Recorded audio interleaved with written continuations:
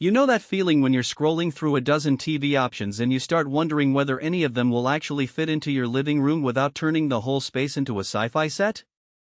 I've been there, scrolling, reading specs, trying to imagine that massive 75-inch screen on my wall, and then thinking, what if it looks great on paper but turns out to be a money drain because the picture isn't right for my lighting, or the smart platform is a headache? That hesitation is real, especially when you're about to drop a few $100s on something that will sit in your home for years.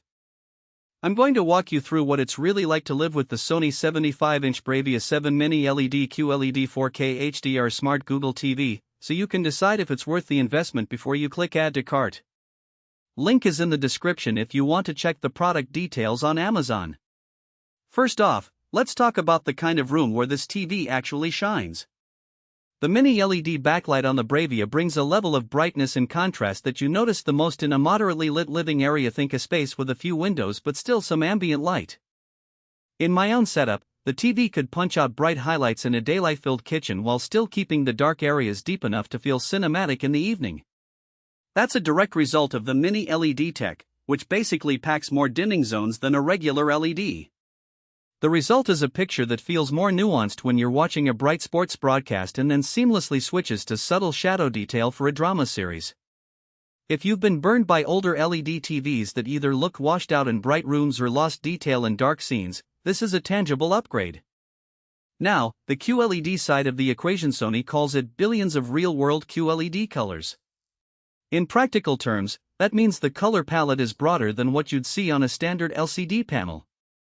I put the TV through a weekend binge of nature documentaries and noticed the greens of rainforest foliage were richer and more differentiated than on my previous 55-inch set.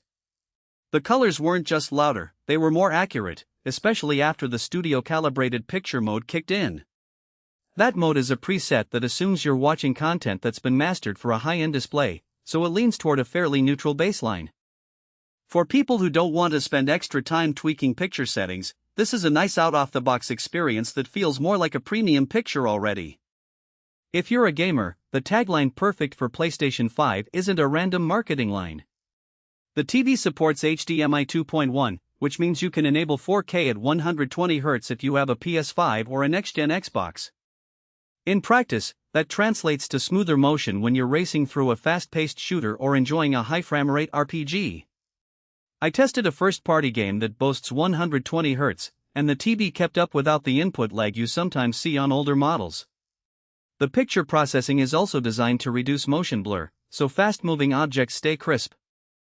If you're the kind of person who spends a few hours a week on a console and care about that buttery smooth feel, this TV definitely checks that box. On the smart side, Sony has leaned on Google TV as the hub for all your streaming. It's a fairly clean interface. You log in once with your Google account, and the home screen surfaces apps and content suggestions from each service. I found it handy that the voice remote lets you say, "Hey Google, play the new episode of The Crown on Netflix," and it pulls up exactly what you asked for without you having to scroll through menus. If you're already deep into the Google ecosystem using Nest devices, Google Photos, or YouTube, this integration feels seamless. However, if you're primarily an Apple user, the lack of native Apple TV app support might be a minor annoyance, although you can still download the app from the store. Now, who should actually consider this TV? If you already own a 4K capable game console and you want a screen that can handle both high frame rate gaming and HDR movies without sacrificing color fidelity, this is a solid pick.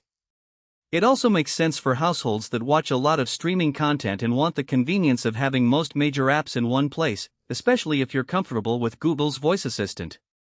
The size is a key factor. 275 inches feels immersive, but you need enough viewing distance to avoid seeing individual pixels. A good rule of thumb is to sit at least 8 feet away for a screen this size, which is typical for many living rooms but not every apartment.